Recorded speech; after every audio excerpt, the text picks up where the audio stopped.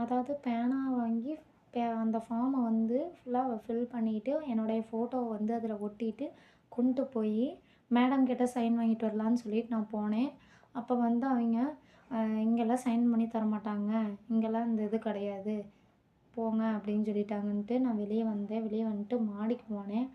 அங்கேயும் ஏதாவது மேடம் இருந்தாங்கன்னா கேட்டு பார்ப்போம் அப்படிங்கிறனால, சரின்னு சொல்லிட்டு ஜிஹெச்சுக்கு மேல மாடிக்கு போனேன். அப்போ வந்து அங்க வந்து அவைங்க வந்து ஆஃபீஸ் போங்கன்னாங்க. ஆஃபீஸ் போனா இங்க இதெல்லாம் பண்ண முடியாதும்மா அப்படின்ட்டாங்கன்னு திரும்பி வந்தேன்.